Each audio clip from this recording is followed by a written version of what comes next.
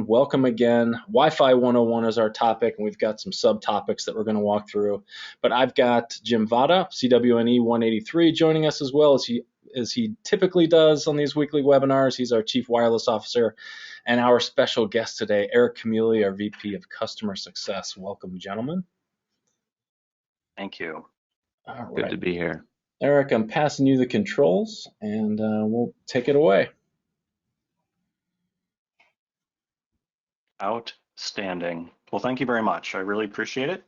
And let's get started. You know, Wi-Fi 101, I know that we've got some people out there who are pretty good and skilled in the ways of Wi-Fi, but maybe we don't. And so we're going to walk through some basics with regards to how Wi-Fi works, how Wi-Fi doesn't work, and over the next 30 to 40 minutes or so.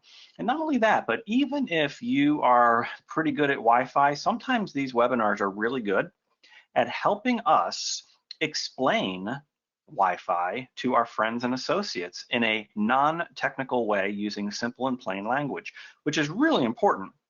We may be IT professionals, but we're going to be talking to a lot of business people in our organization, colleagues, even family members about home Wi-Fi. And we want to be able to use simple language in order to help them understand. So hopefully you'll pick up a little bit on that today as well. All right, the first thing that you really have to know about Wi-Fi is that it's just like listening to the radio, okay? Just like when you tune in your FM dial to 97.5 classic rock FM, all right, it picks up a signal. You've got a tower out there that's broadcasting a signal. You've got a radio in your house that's receiving that signal, and it's over a certain frequency that you have tuned into. It's the same thing in Wi-Fi. It's just that these are happening at frequencies that we can't hear. They are way, way up there. All right, the human ear can only hear up to, what is it, Jim, like 20,000 kilohertz or something like that? 20,000 hertz or 20 kilohertz? 20 yes. kilohertz, yes, thank you. And we're talking about gigahertz. I mean, this is way up there. Bats can't even hear these frequencies, but they're out there. They're all around us. Okay, and just because we can't see them, just because we can't hear them, doesn't mean that they're not out there. And it also does not mean that it does not work the same, pretty much the same exact way as when we tune into a frequency on our radio and listen to the radio stations. Now, the FCC has sliced and diced the airwaves like you wouldn't believe. All right, now think about this for a second. You can't have two people broadcasting over the same frequency in a market. There's no You don't have two 97.5 FMs in the same market. There can only be one. Only one group can be broadcasting over the frequency at a time, okay? And, you know, as you get further and further away, you know, that dies down, and then maybe somebody in another market is using 97.5. All right. The point that I'm trying to get at here is that there are certain frequencies that are licensed. Nobody else is allowed to use them. Organizations pay big money in order to reserve these frequencies of spectrum so that only they can broadcast over them. All right. Now, this is what it looks like. This is pretty crazy. The FCC has sliced and diced the airwaves. Organizations like AT&T, Verizon, Comcast, they pay millions and millions of dollars to the FCC to reserve whole swaths of spectrum for their customer base. So you're saying to yourself, well, where does Wi-Fi live in all of this? Okay. So the FCC said, you know what? All of this is licensed. We're making good money off of this. What about unlicensed? What if we just made little bands of spectrum, little pieces of the little bands of frequency that were free for anybody to use? Well, that's what they did, and that's where Wi-Fi resides. So you can see the black arrows on your screen right now. All the way to the far right is where 2.4 gigahertz lives. This is the little green slivers that you see. And then all the way on the right, or I'm sorry, all the way on the left is where 5 gigahertz resides with the little green slivers, and all the way on the right is where 2.4 resides. Did I get that right, Jim? Yeah, I think so. One thing you'll see too, there 5 gigahertz is not alone. There are licensed incumbents sharing the same spectrum that we have to avoid. That's right.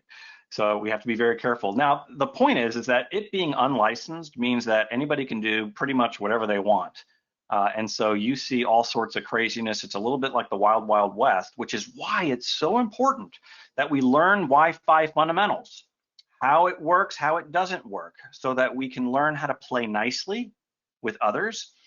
Or if we detect that we're in a situation where other people are not playing nicely, what are some countermeasures that we can do in order to avoid what's going on so that we can have a better Wi-Fi experience?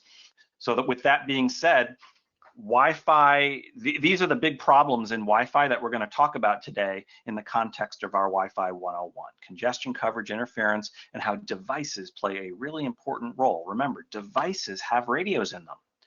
Okay, they're transmitting and receiving on those frequencies. And so how they operate make all the difference sometimes. So here we go. When it comes to Wi-Fi, a great analogy is the highway analogy. Okay, the highway is only so wide, guys. You're not allowed to drive on the shoulder. You're not allowed to drive on the median. You have to drive on the road, otherwise you'll get a ticket.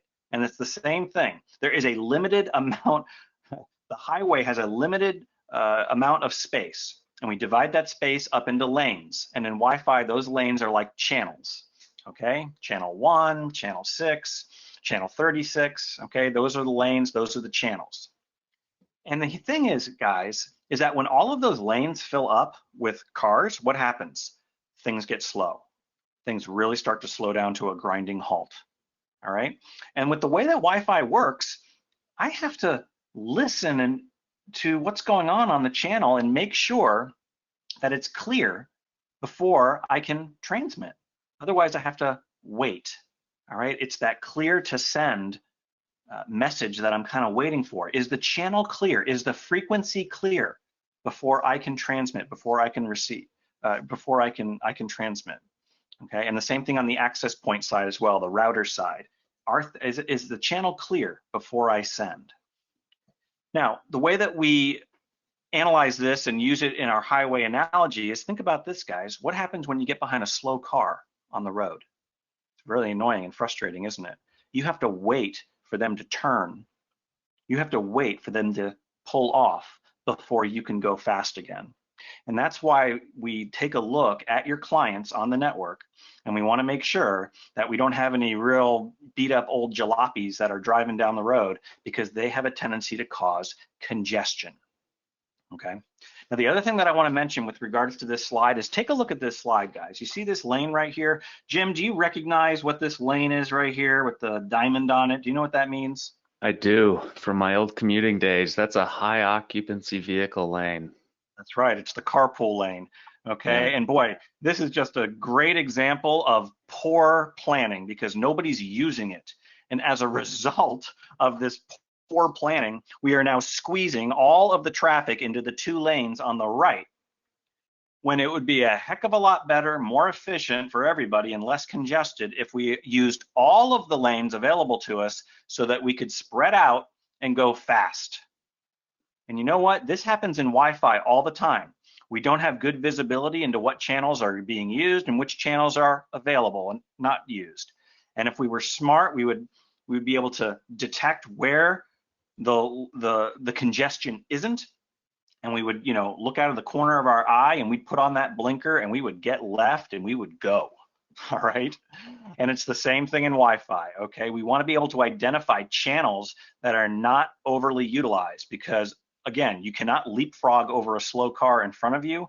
If all of those lanes are full, you're locked in. You just have to wait for those clients to get done doing what they're doing before you can go fast. All right, so let's take a look at this in the spectrum. So when it comes to the 2.4 highway, realistically, guys, it's only a 3-lane highway. All right, and those lanes we call channels 1, 6, and 11. Now you might be asking yourself, why, Eric? I mean, isn't there 2, 3, 4, and 5? Why can't I use those? Well, yes, they exist, and some people think they're being clever if they determine that you're on channel 1, hey, you know what, I'm just going to be on channel 2. But this is a bad idea, because those channels overlap with 1, 6, and 11. Okay, And you might be saying, I don't get it. Why does it overlap? I mean, it's there, it's channel 2 and 3, it's there. Well, think of it like this, guys. When you're on the highway, the lane needs to be a certain space in order to accommodate the width of your car, right? You can't have these little tiny skinny lanes. The lane has to be a certain width. Otherwise, it won't fit your cars. Similar in Wi-Fi, in order to achieve just the basic data rates that we want to achieve in order to do the things that we want to do on Wi-Fi, we have to have a certain channel width, and that width is 20 megahertz wide, like I said, in order to achieve just the basic data rates that we want in order to go fast down the road. So that's why we don't use 2, 3, 4, and 5, because they would overlap. Now, what's the problem with overlapping channels? Let me explain. Think about this, guys. You're driving down the road, you're cruising, right, in your VW, and then you look out of the corner of your eye and you see somebody next to you drifting into your lane. Has that ever happened to you? Whoa, you got to tap on the brakes to avoid a collision, right? Same thing in Wi-Fi. When you have overlapping channels, they can't hear each other. They're not on the same channel where they're subject to the back off timer, right? To the protocol. They're overlapping. Those frames will collide in the air, and that will lead to a retry, a retransmission. And when that happens over and over and over again, your data rates are going to get lower and lower and lower, and your experience is going to get slower and slower and slower. It's crazy. It's just like trying to drive up a steep hill in 5th gear. Jim, have you ever tried to do that? Yes, it's not a good idea. You're not going to get very far, are you? So No. Just like trying to drive up a steep hill in 5th gear, you're never going to do it. All right. You've got to downshift into 1st gear or 2nd gear in order to create more torque and cut through the gravity. It's the same thing in Wi-Fi. We have to downshift into a lower, slower data rate in order to cut through the noise. Okay, those high data rates are very sensitive to noise. All right, it's like trying to hit a dartboard from way across the room. All right, but those lower data rates, in order to achieve those, it's a lot easier. It's like kind of hitting a dartboard from 3 feet away, much easier to do. All right, so that's important to note. Jim, do you like darts? I do like darts. I like driving more though. I like it. Okay. So here we go, guys. For this reason, and because the 2.4 gigahertz highway only has 3 lanes, we try to steer people over to the 5 gigahertz network. It's one of the first things we ask people when they, people will walk across the hall and say, hey, 7 Signal, I see that you're the Wi-Fi performance company. We have terrible Wi-Fi. Can you help us out? And the first thing we'll say is like, well, your device is on 2.4 or 5. Because if they're on 2.4, man, those lanes fill up quick. You need to get over to 5 gigahertz. Look at this, guys. It's like having a 20-lane highway. Everybody should be able to spread out and go fast, okay? Everybody should be able to. However, it doesn't always work out that way, and let me tell you why. On 5 gigahertz, there's this thing that people do called channel bonding. What they do is they will bond 2 channels together to create something called HT40. It's a high throughput 40 megahertz wide channel. And if you do this, you are literally doubling the ability to go fast. But Jim, does that necessarily mean that your device is going to double its speed? No. Exactly. All right. What if you're driving like some old beat up jalopy that's 20 years old? It can only go so fast. All right. So if your device is not capable of doing that, then what's the point? And what happens is that when you bond channels like this, you now run the risk of reducing the overall number of non-overlapping channels to the point where you're right back where you started with just 3 or 4 lanes. All right. Not only that, but if there are other networks all around you, okay, you're going to run into a lot of overlapping issues as well, where they're bonding over here. And then what you see over here on the far right side of your screen is bonding 4 channels together to create something called VHT80, very high throughput, 80 megahertz wide channel. I know the nomenclature is just fascinating.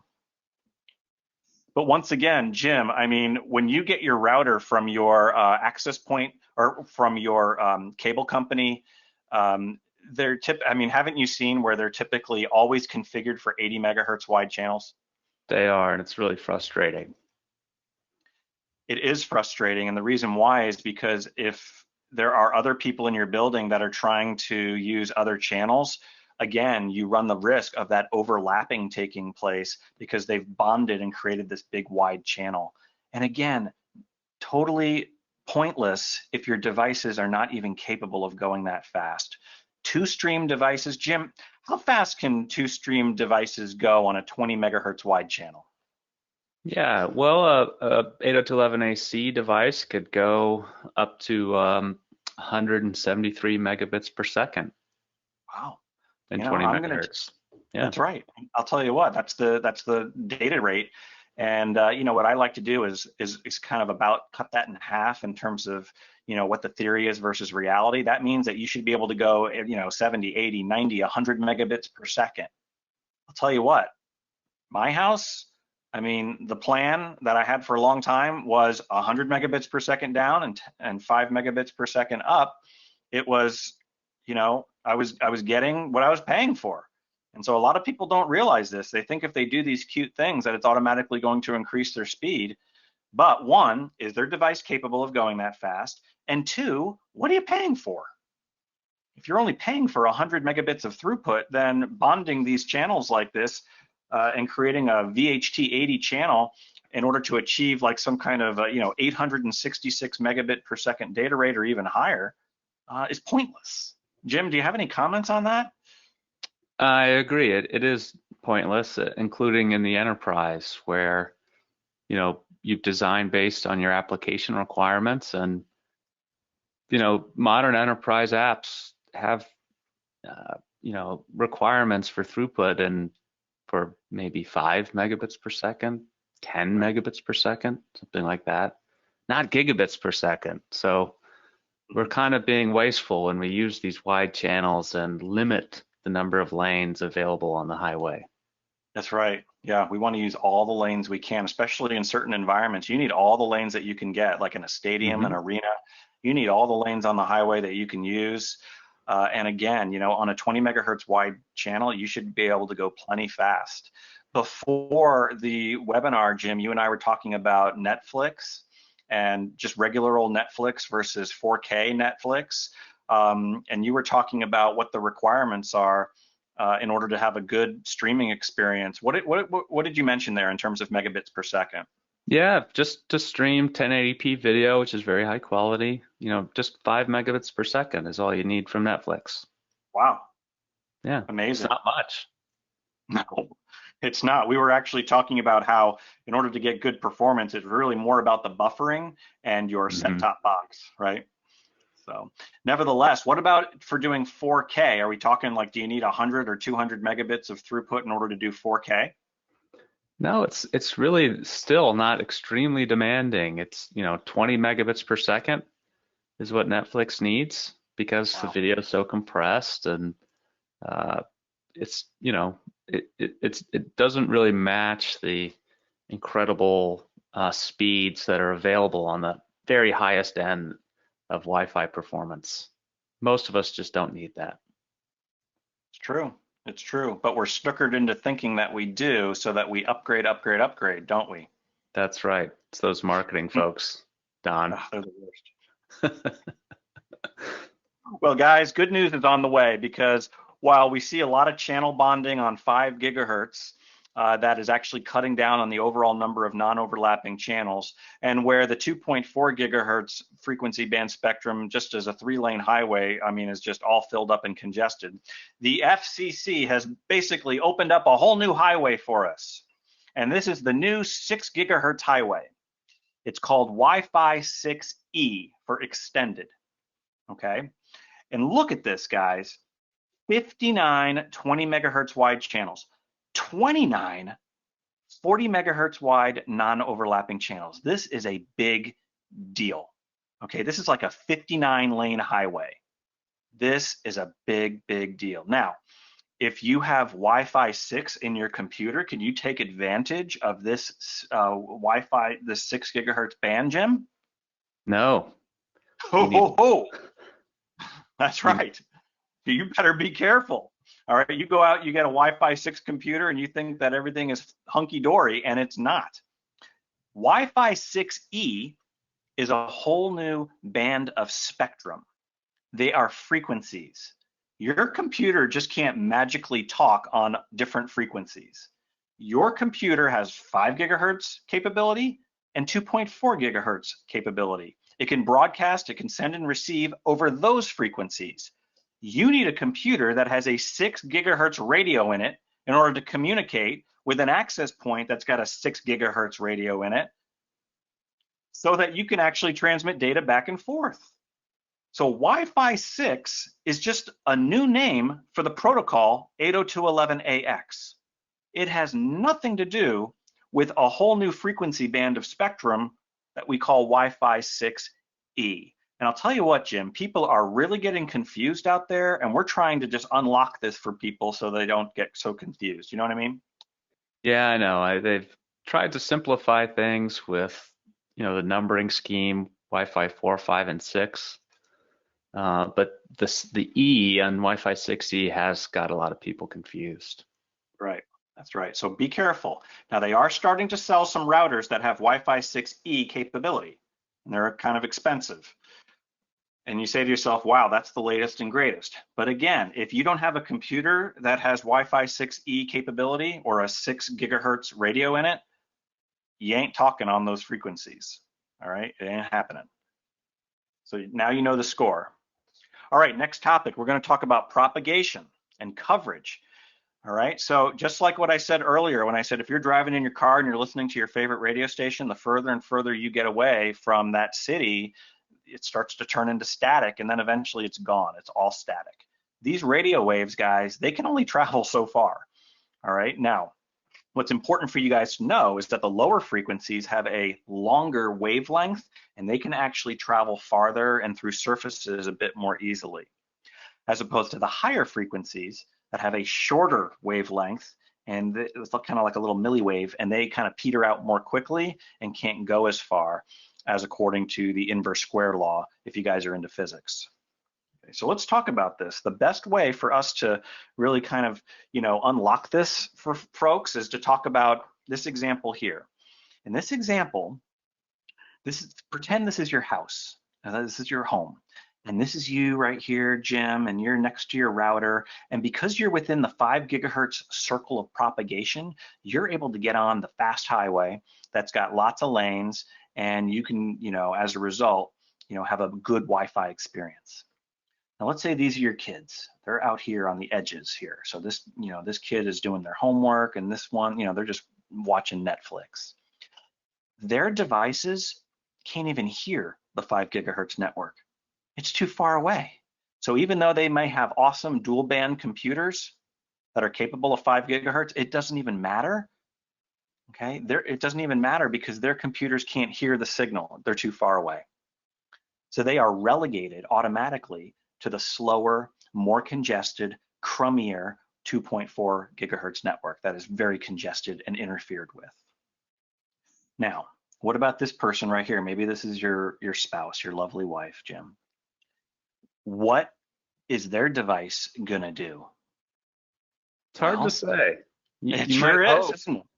You might hope it'll join that 5 gigahertz network, but clients can be interesting, and you're never not quite sure what they're going to do.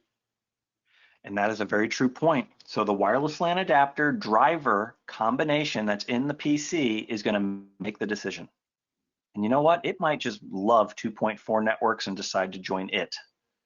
All right, because it just feels like, oh man, I got such a strong signal. I love it. So I'm going to be on 2.4. Another computer, maybe like a MacBook, is like, you know what? I try to avoid 2.4 at all costs. And I would rather join the 5 gigahertz network at a lower signal strength than be on 2.4. You don't know. And that's why I like the idea of name your 2.4 and your 5 gigahertz network differently in your home so that you can look down and see what you're on. If all of a sudden it's like, whoa, why are my speeds so low? Well, it's because you're too far away, and you just like not having enough bars on your phone. Okay, the quality starts to get poor. It's the same thing with Wi-Fi, right? So now, what can you do about it? So we have two examples of what you can do about it on our screen here. The first example in the upper right-hand corner are these cool mesh networks that you're seeing pop up all over the place. This is just like putting these little base stations all around your house. And in that manner, you create this blanket of 5 gigahertz coverage so that when you move from maybe upstairs to downstairs, you roam from the little base station next to you upstairs to the base station downstairs. But again, sometimes your device doesn't roam. It sticks to the one upstairs. And you're now sitting there wondering, it's like, gosh, I'm right next to this thing. Why is it so slow? And it's because your computer decided to stick to the one upstairs and not roam. And again, that is your device's issue, not necessarily a Wi-Fi network issue. And we see this all the time, everywhere you go. Okay. The other thing that you just have to be wary about when it comes to mesh networks is that typically all of the base stations in the house are on the same channel. They're all on channel 36. Okay, and so what that means is that if the kids are upstairs, they're on channel 36. And if you're downstairs next to the base station and connected to this, you're on channel 36. Everybody's on channel 36. It's one lane on the highway. However, I have seen some, and I remember there was like, I think it was Verizon who somebody had like a Verizon mesh network in their house, and it was using 2 channels, Jim. One of the base stations was on channel 36, and that was kind of like that was like the uplink channel or whatever. And then all of the other base stations in the house were on channel 149. I think that's the way to go, but you don't know which one. Does Orbi do that? Does Eero do that? They don't say in the fine print. It's very frustrating. Have you run into this, Jim, at all? I have, and it's usually the very highest end mesh systems that do that.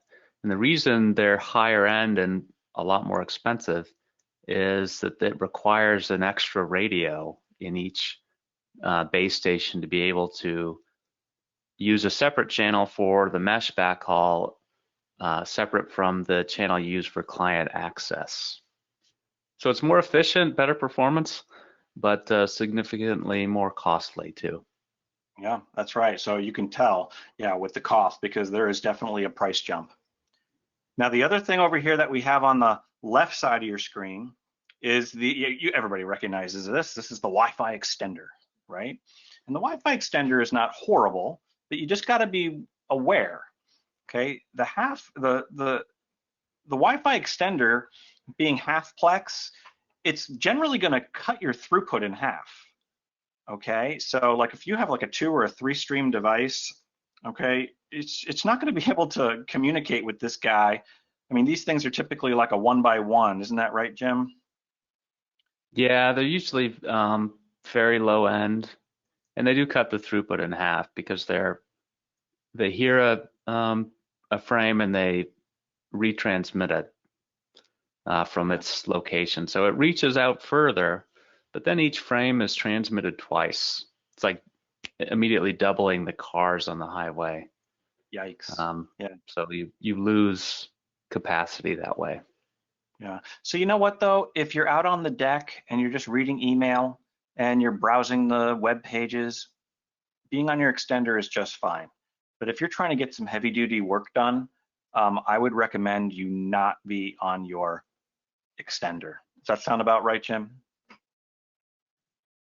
Yeah, I think it's kind of probably the last resort option to choose if there are no other options. Yeah. All right, I hear you. Now, when it comes to Wi-Fi, I mean, why does my radio cut out when I drive under a bridge when it comes to radio? Well, it's because these radio signals, they cannot just pass through any and every surface just fine. And the 2 surfaces that we're concerned about in Wi-Fi are concrete and metal. When it comes to concrete, the radio waves are going to be absorbed into the concrete and just go no further. And sometimes this is good and sometimes this is bad. If you're in an old apartment building where the walls are all concrete, this is good because it's shielding you from your noisy neighbors so that their signals can't come into your apartment and upset your Wi-Fi experience. However, I just think about the example of my dad in Florida. He lives in a home where the exterior and interior walls are all made out of concrete block. Calls me up one day and he says, Eric, why is the Wi-Fi so bad? I'm sitting here in the living room and the router's in the next room over. It's in the bedroom. I'm like, well, Dad, what's between you and the bedroom? It's like, yeah, there's a big concrete wall. It's like, all right, well, the radio signal can't just kind of go through it, nor can it sneak around the edge and get to you. So you're going to need to move that thing so you have better line of sight, or you're going to want to do the, maybe set up a mesh network again so that you have better line of sight. Okay, so you got to know these things. You got to look around at your environment and see what's going on. Now the opposite is true with metal. With metal, the Wi-Fi radio waves are going to reflect off of metal, and sometimes that can be good and sometimes that could be bad depending upon the circumstances. But for today, what's important to note is that if there are metal surfaces here, those radio waves may not be going where you think they're going. All right, and that's the problem. All right, next topic. We're going to talk about noise and interference. Remember what I said, guys? These are radio waves. And if you're listening to your favorite song on the radio, or you've got your stereo on in your, you're listening to Pandora or Amazon Music or Apple Music in your apartment, and then all of a sudden your neighbor turns up their volume, and then your other neighbor turns up their volume, you can't hear anything anymore. It's crazy. It's just all of that noise, and it's just a big, muddled, jumbled mess. And this is what happens in Wi-Fi, guys, with all of these signals colliding and interfering with each other in the air. It's horrible. Now, the tendency or the temporary solution might be, well, why don't we just turn up the volume? Why don't we just shout over everybody else so that we can hear? I'll tell you what, guys, this is not a good idea, all right? We boost the signal to overcome the noise, okay, and we call that SNR, signal to noise ratio. But now we're the nuisance. We're the noisy neighbor, and we're causing problems for everybody around us. And you know what? Depending upon how loud the other signals are, boosting yours even louder might not even make a difference because of the back off timers and the clear channel assessment and all of that. It might not even matter. So what's the solution, guys? Go someplace quiet. Okay, if you had some tools, you'd be able to actually see, okay, where are all the noisy signals coming from? All right, and unless I'm prepared to knock on somebody's door and say, hey, cut it out, turn it down, if I don't want to be that guy, right, Jim? If I don't want to be that guy, then my only other option is find a quiet place on the spectrum that's not being interfered with and set up shop over there. If all of the noise is on channel 36, then you know what? I'm going to hang out over on channel 149. And this is what it actually looks like. Okay, so here's just an example of if you were to use a tool, what it would look like. So this is on 2.4. You see this on the left, guys? Okay, look at this.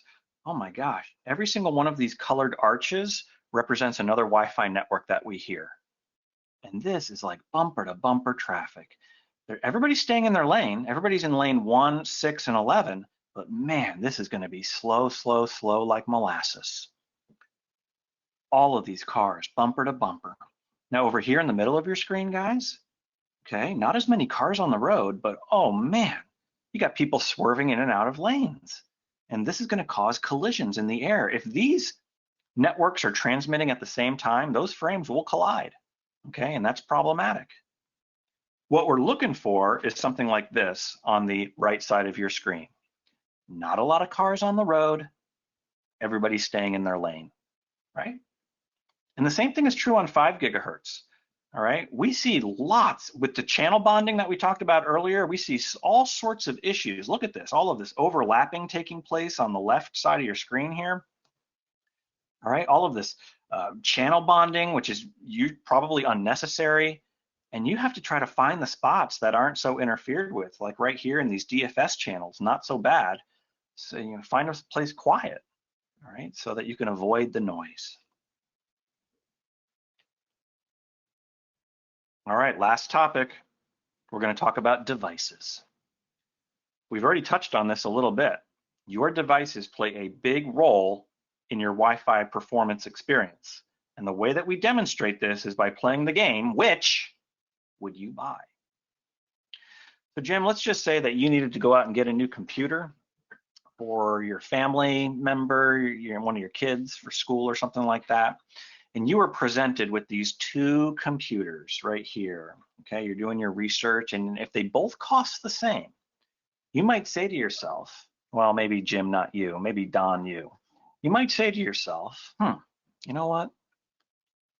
The computer on the right has got an i5 processor. I bet that one's faster. So you buy that computer. You give that computer to your kid, and within 24 hours, your kid's saying, Dad, this computer stinks. And you're like, what? It's brand new. It's got an i5 processor in it. But you did not look at the fine print. And if you were to have looked more closely, you would see that this computer on the right side of your screen is not even capable of getting on to the 5 gigahertz network. It has what we call a BGN adapter in it. And when it comes to Wi-Fi, just like we saw in our trivia question today, we're looking for the letter A. The letter A is the amendment to the 802.11 standard signifying support for 5 gigahertz. So if this said A BGN, you'd probably be just fine. AGN, fine. BGN, you don't see an A, slowly walk away from the computer and run. Okay? You don't want to go there. Not even capable. It is automatically relegated to the slow, congested 2.4 network. Now over here on the left, this says AC. That's perfectly fine. AX, no problem at all. Now the Wi-Fi Alliance, as we talked about earlier, they came up with this new nomenclature in order to help consumers out with this alphabet soup, right? A, B, G, N, X, what's going on? So now wireless AC is Wi-Fi 5, and wireless AX, 802.11ax, is Wi-Fi 6. Okay? Not to be confused with Wi-Fi 6E, which is a whole new highway of spectrum. Okay? So there you have it, guys. We just did it. We did it. Know what it takes. You better know what it takes to have a good Wi-Fi experience. It could be something in your environment. All right, you got brick walls, or you've got noisy neighbors, right? Could be your device. Your device just isn't capable of going fast. That's a problem. Could be your ISP. You're either getting or not getting what you paid for, and it can be congested as well. ISPs do get congested, trust me. Okay, or it could be your router. Maybe you got an old, slow, crummy router. When was the last time you upgraded the router in your house? All right, so there you go. We did it, and here is our final slide, the root cause review. If you are having those roaming problems where it's like, wait a minute, I keep sticking to the one upstairs and now I'm downstairs, you want to take a look at your device drivers. Okay, maybe upgrade those. If you're having coverage issues, you need to get closer, or you need to move your router to the center of your house where you have better line of sight. Okay. Congestion, oh my gosh, look, use your side mirrors. All right, if nobody's in those lanes next to you, you need to get into those lanes that are less congested. And then finally, if it is just way too noisy, you need to go someplace quiet. All right, it's like going into a noisy sports bar and it's so loud you can't even talk to the person next to you. What did you say? You got to go out onto the patio to have a nice conversation, don't you? So there you have it. Jim, what do you say? Is our audience ready to roll now, or what? I think so. Yeah, great job, Eric. And we have some excellent questions and comments. We've got a few minutes for. Okay. So first from Yermund, friend of Seven Signal, he said we had really good points at the start of the webinar.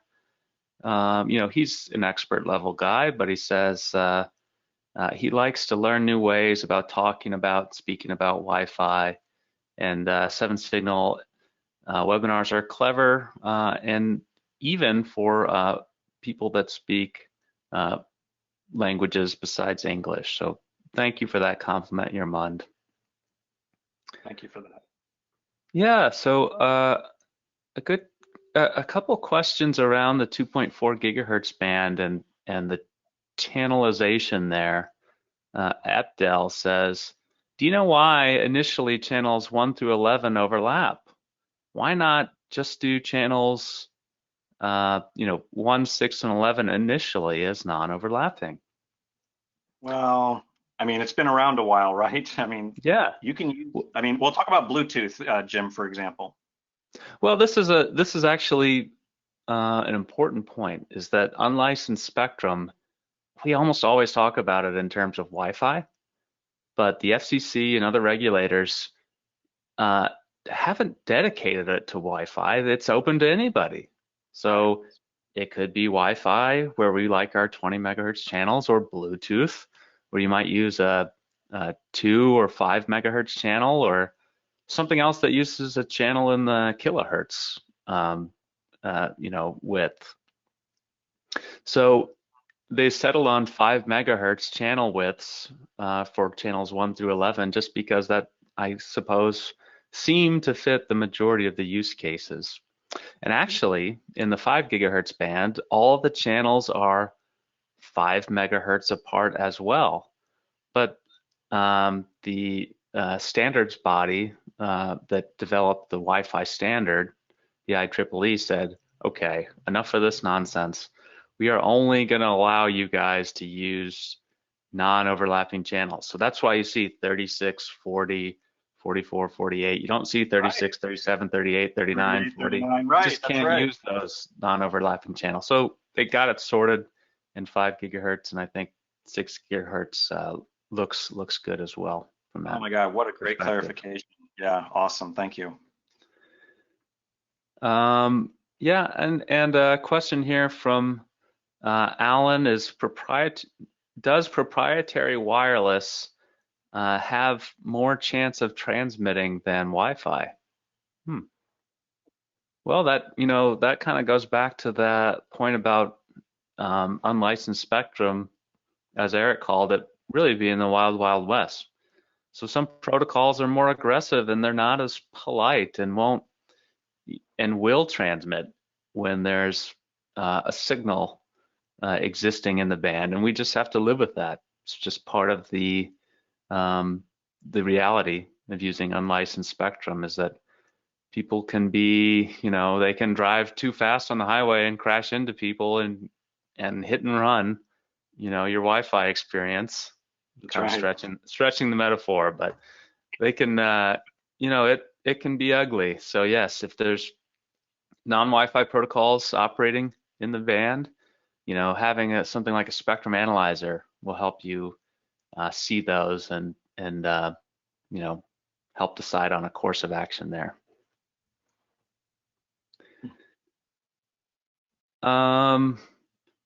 Maybe last question here, Eric, from Chad. He says, what if you're still seeing congestion and we're able to run 40 megahertz channels and only 6 or 8 devices on the AP? We can't move to 80 megahertz channels, so is the only solution to add more APs? I don't know, Jim. What do you think about that? Yeah, I think you want to go in the other direction. I think you want to Yeah, go from 40 megahertz to 20 20. megahertz channels. Yeah, more Uh, channels, more lanes on the highway. that's right. It's a little counterintuitive, right? Because 80 megahertz is faster than 40, but 80 megahertz means you have, we'll say, 4 lanes on the highway, and 20 megahertz channel width means you have, depending 16. on the available spectrum, maybe 25 lanes on the highway. And so maybe the speed limit's not as high, but you've got more cars moving at the same time, not waiting for each other. So the net system performance of the entire highway benefits. That's right. It's like when you're on the road, a lot of people will say, oh gosh, when the highway is so congested, I'll get on the back roads because I'd rather just be moving. Right? Sure. Yeah, you're moving slower, but you're still moving. There's nobody in front of you. Right. Yeah. So, The other thing that I would say is that when you have when you go to 80 megahertz wide channels, I mean, you are widening the channel, you are raising the noise floor. There's just going to be more noise, and so you run the risk of that as well, just because the skirt of the channel is just letting in more noise from the adjacency. So, yep. All right. I think, Don, that about wraps it up. yeah. Awesome, gentlemen, great job today. I love the back and forth. You guys complement each other very, very well. I enjoyed watching the show. I saw a couple of questions in the chat around recordings. You can certainly go to YouTube today in about 2 hours and get a copy of today's recording. We'll also email it to you, so be on the lookout for that. And I also saw a question around the tools Eric was recommending earlier and those screenshots. Those were from Mobileye. So, we don't like to talk about products today, but since you asked, we'll certainly drop that one in. And Jim mentioned the spectrum analyzer, which Sapphire Eye has. So just a little shameless plug there when we can. But thanks everybody for joining us today. We'll see you all next week when Eric is back, and we're going to talk about home Wi-Fi routers, maybe recommendations for employees or what to look for, what to avoid, etc. So see you all next week. Have a great week, everybody. Thanks for coming. Thank you. Thanks, guys.